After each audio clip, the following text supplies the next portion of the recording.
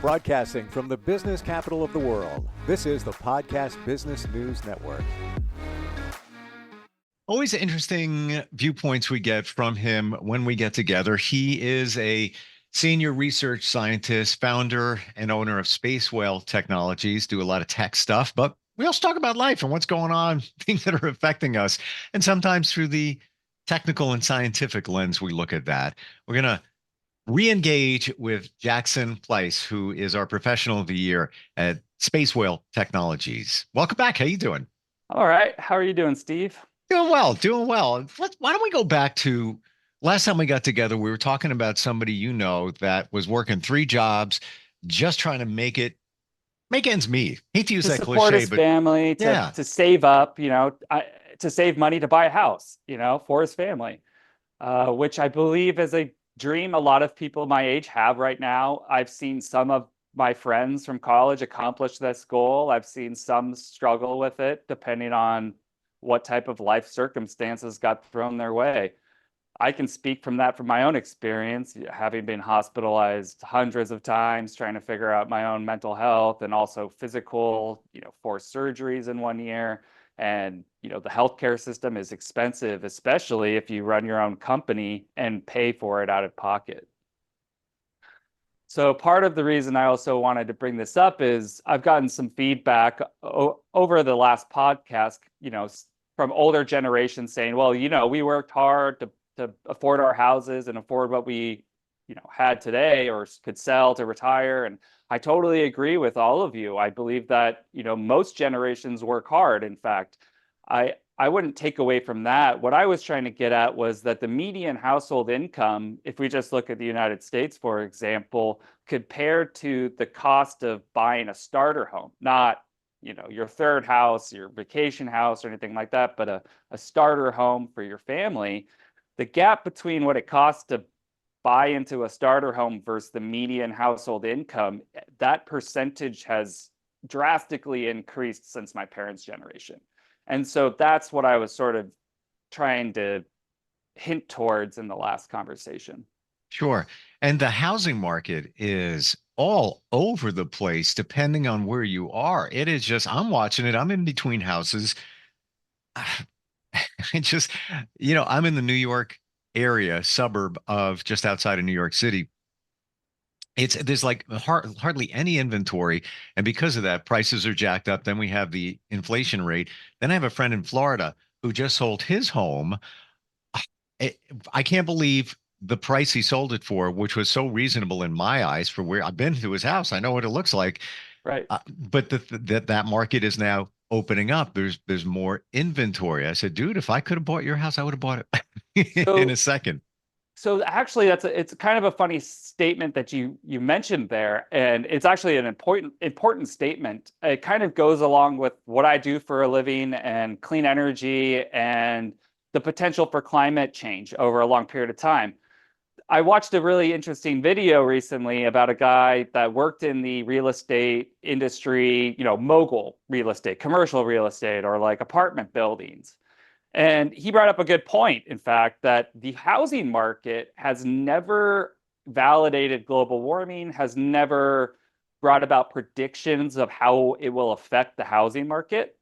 So one thing that I've noticed recently, and this is a recent thing, is there's a doomsday iceberg in Antarctica. And if it breaks off, scientists have theorized that the ocean level could rise anywhere between a few feet all the way up to around 10 feet at some of the maximum points.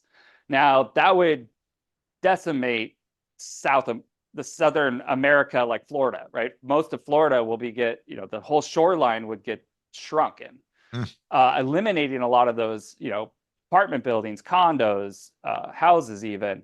So a person that works in the real estate made a good point. He goes, well, real estate has never put a flag on those properties saying, well, if global warming's real, then this place is going to be flooded in 20 years, right? So maybe you pay a premium now, but the long-term real estate outlook for coastal line properties, in theory, should be less. And another interesting point around that is in the New York area in particular for yourself is a lot of the condos and buildings in downtown New York are owned by people that live internationally. They're not even US citizens.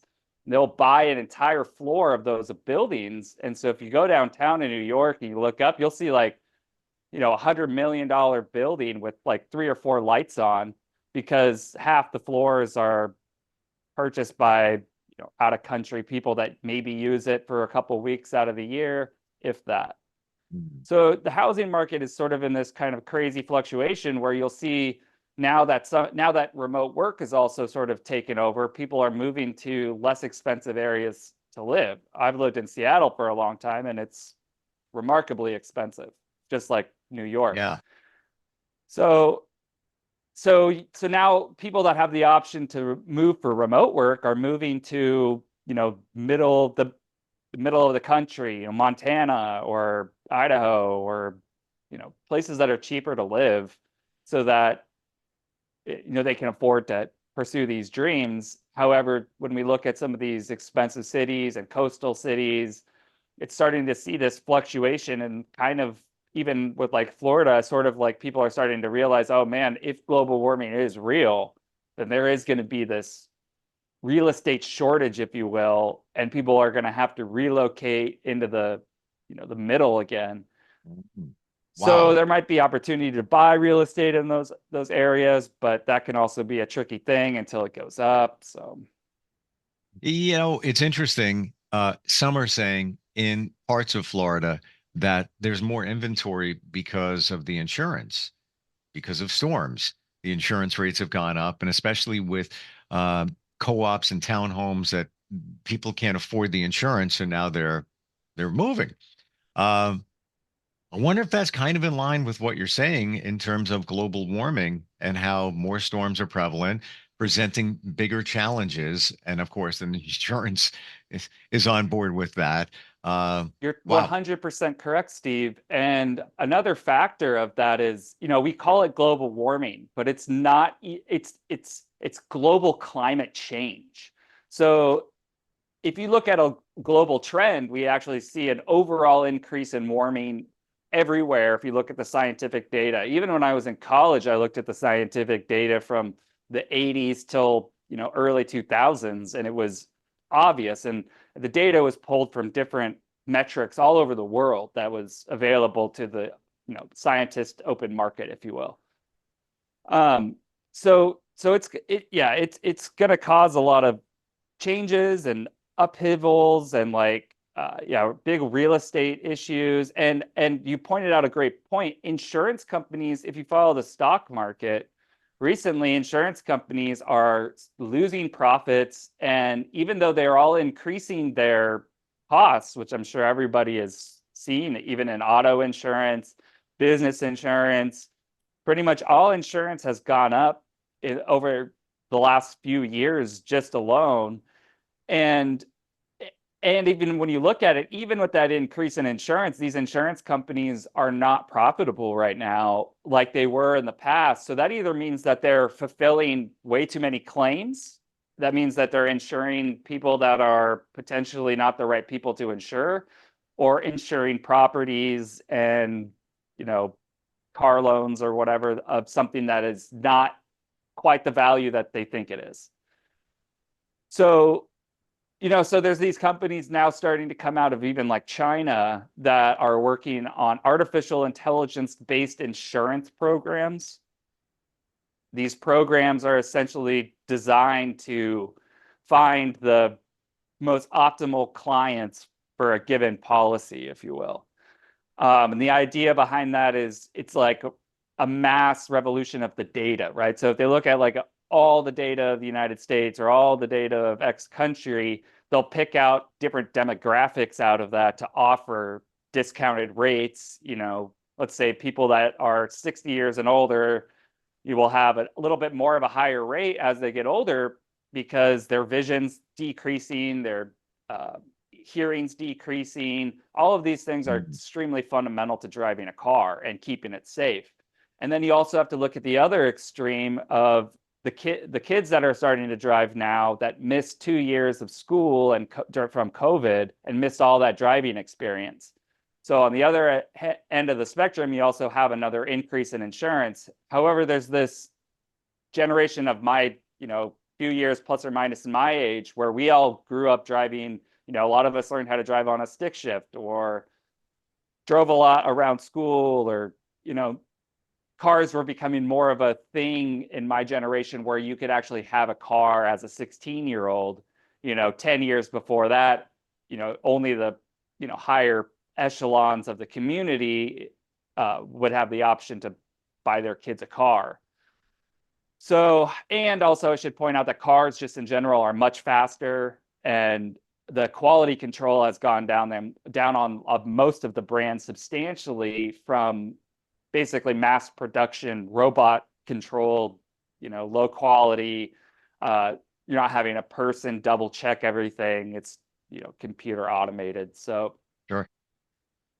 it's really going to it's creating this, either you have these kids that don't want to drive, or they don't know how to maintain a car. And just to maintain a car now has gone up also substantially. It's bare minimum is $150 an hour to have work done on your car. Yes. Which, wow, right? And that True. also has to do with the fact that with combustion and plasmas is dangerous. You really have to know what you're doing to work on these things to make sure that the car doesn't have problems. And building race cars and stuff like that, I know what the problems potentially can be. And if you're going to have kids that are 16 years old driving a cheaper combustion car that don't know how to fix it, that don't know how the car operates, and then they have to take it to a mechanic to get fixed. And the minimum bill is going to be, well, let's say they need 8 hours of work, right? You're looking at $1,000. And so the whole economy, it just feels like there's some things are just sort of, a little bit elevated in price. Some things are, it's just all over the Things are out of place. balance, especially when you look at what the minimum wage is. And then, like you said, you need a vehicle to get you to your job. I'm looking at a door handle situation that has malfunctioned on my car. So in order to fix it, YouTube University, I call it, Right. it's an hour and a half intermediate level. Now I'm I'm kind of geeky. If I put my mind to it, I can fix it. Right. The part is like $16. Already have it sitting, in the corner. Yeah. And I'm Stubborn, just, buy it off Amazon. totally. And I'm just waiting for the right time where I'm in the right frame of mind. And I just want to, hammer into it. But, let's say somebody does that for 2 hours, right? I'm like pushing $400 for something. Right. And I don't even want to do it, but I also don't want to pay $400. That's the other Right. part. Right. Yeah. And some of the things on a car some things can't be fixed by yourself, by the Sure. way.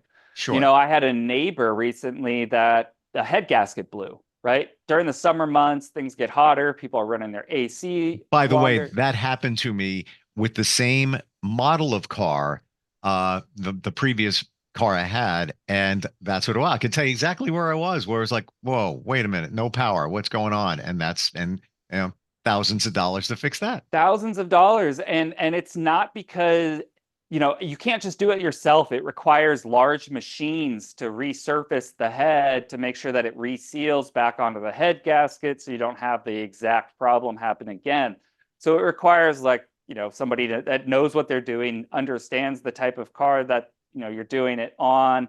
So it's a long process. And my neighbor is a single mom with kids, right? It's like this came out of nowhere. She needs her car, right? So she reached out, to ask for people's help, financially to help get the car fixed. So, I helped. And, normally in the past, this goes all the way back to when I was growing up, when I was in high school, my neighbors' cars would break down, a CV joint would be broken, and I would go over to my friend's place and replace it for them and fix it. And I would never ask for a dime. In fact, when they offered me money after I fixed the car, I refused. I said, well, we're neighbors, hopefully good things come around, for me helping out.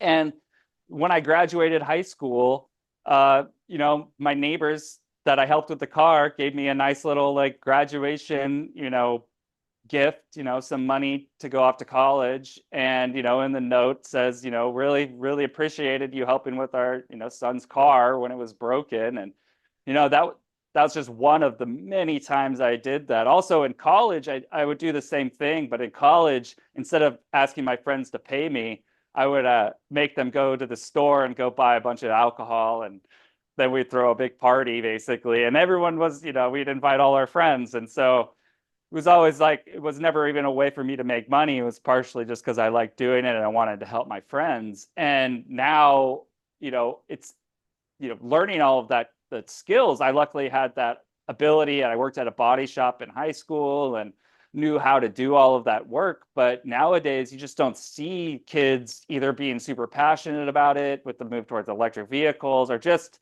the general, like, knowledge gap has gone. In fact, if you look at the owner's manuals of cars, if you go back to the owner manuals of Oh, cars in the 90s that you could buy, which I had, oh, you the mean, are you manuals, talking about Chilton's as well? yeah, oh yeah, they would tell you how to basically rebuild the entire car Yeah. from Yeah. scratch, the entire In deep motor. detail, like really good. I would go to the Super. library, me and my friend, and break out the Chilton's manual. Ah, here it is. Let's work on Right. And nowadays, cars, you buy the instructions and the manuals, basically, it just has a bunch of warnings like don't drink the battery acid. it. Hey, thanks for your help.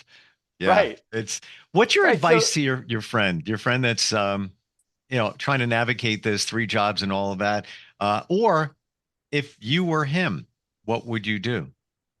you know, it's such a tricky thing because he's in a situation where, he doesn't absolutely need to work three jobs, but they're doing it so they could put some money away to, work towards their futures. So I feel like, working on some side gigs or trying to start a business of yourself that's low cost, if you will. So, I run a business, but I work in clean energy, combustion, plasma, large scale devices for refineries and power plants. And it's take how complicated a car is and multiply that by 50, and then that's what the type of experiments and R&D projects that I typically work on. And I have, typically operated in a startup mode, not charged my clients a whole lot of money and things like that. But, sometimes you gotta think about the long-term, operations of your company. And sometimes that requires you to get in legal arguments with your clients, if you will, because of one thing or another, if contract laws gets broken. So just running a business and being really smart about technical things or having a really great idea doesn't necessarily mean that your business is going to be successful. You also have to spend a lot of time understanding laws. You have to understand contract law. You have to understand different regulations in different countries and different districts. It might, if it's a clean energy thing, if it's an emissions thing. Sure. So another huge thing with this country that's hard to sort of navigate is there's so many laws in the United States, and a lot of the laws are really old and not and haven't been updated or stricken from the record, if you will. So you could end up spending either a ton of money on a lawyer, or you end up having to essentially learn it all yourself, which is what I've done over the years. But I'm just saying you're going to end up with a lot more expenses in a business, depending on what you're trying to do, if you're not either prepared for it or you don't have experience with that certain subject. You're going to have to hire people, and at which point you might have to raise money or sell parts of the company. So it's also much more stressful, right? You're not obtaining like a 2-week paycheck, right? You basically are invoicing people on a monthly basis, or a company on a monthly basis, and you hope that they pay the invoice. And if they don't pay the invoice, you have to, do collections or talk to your lawyers. And so if you're the type of personality that can handle a lot of stress and be able to kind of turn that around and turn that stress into something else where you go for your goals and hopefully meet them, but it's not for everyone. Mm. So So sometimes maybe if you're in that situation where you're working 3 jobs and you're not the type of mindset that's like, I'm going to start my own business. I know what I can do. I'm going to do the social media thing. I'm going to get out there in the world. It takes a lot. And it also, it really makes you bear everything kind of on the open market, on the open world is, am I good enough? What do I have to offer? How can I offer that to the right people that are going to want to help pursue these dreams with me?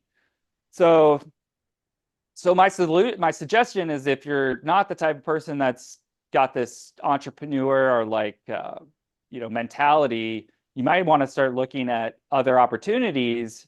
However, the job market has seen quite a large fluctuation in unemployment ratings and things like that. But it looks like the Feds are looking to cut interest rates next month, and that seems to be more and more likely for hopefully a large interest rate cut. That'll help with the hiring process in companies and free up a little bit of capital for hopefully investors, for companies like myself who have great big ideas, but they can be expensive projects. Creating engines, creating emissions control stuff requires diagnostics materials and sensors and instruments and people, to run the tests. So I'm gonna pivot for one moment, almost out of time, but I don't think we've ever went down this road. AI. Are you concerned about AI? I'm not concerned with it at this exact moment in time, because the companies that have developed it or are working on developing it have a lot of, let's call it, limiters in place.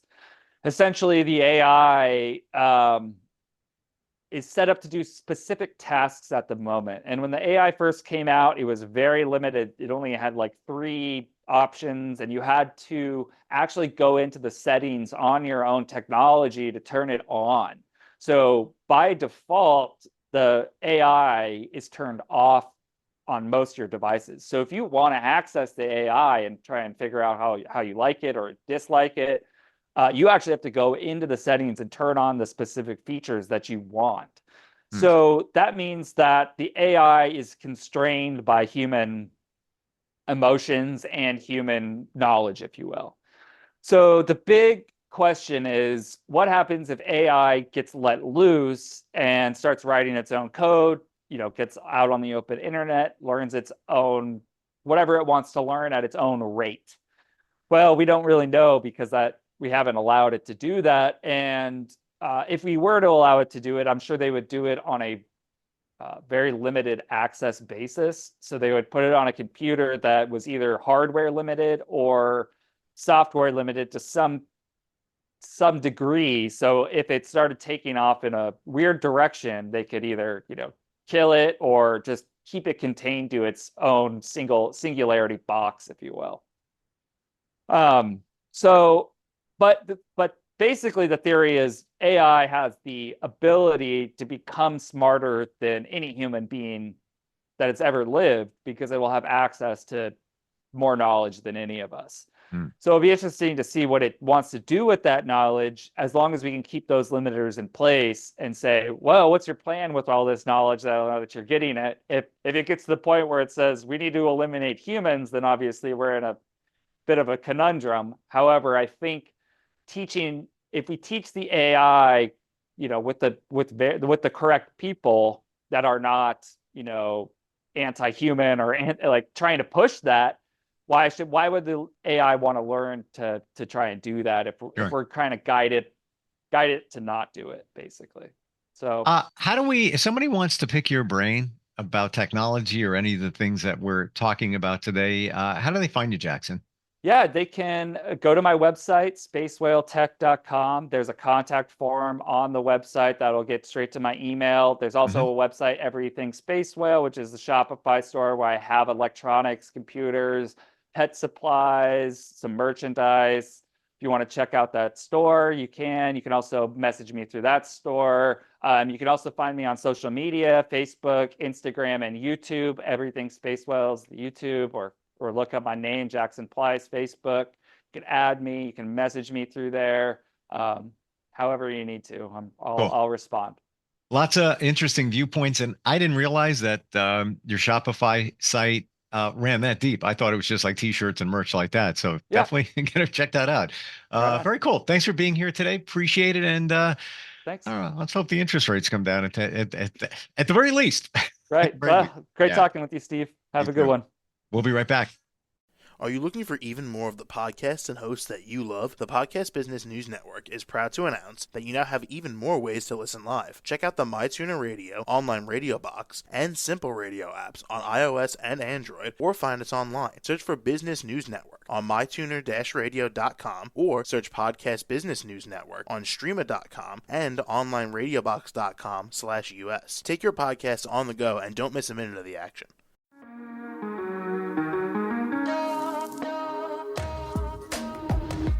Broadcasting from the business capital of the world, this is the Podcast Business News Network. For nearly 2,000 severely injured veterans, everyday life has become filled with barriers. Day-to-day simple tasks can become pretty daunting. I have to carry my chair up 2 flights of steps or have somebody do it for me. What scares me the most is just the falling. When I'm struggling with my house, I think, to have that one great barrier just knocked down, it's crucial. Home for Our Troops is a wonderful nonprofit that builds a mortgage-free, fully adaptive, handicap-accessible house. And there's no catch. It'll be our very first home that we've ever owned. This is a game changer. This is where your life begins again. We need you to join us in completing this important mission. Please visit hfotusa.org and help build homes and rebuild lives. Because of you, everything's going to be okay.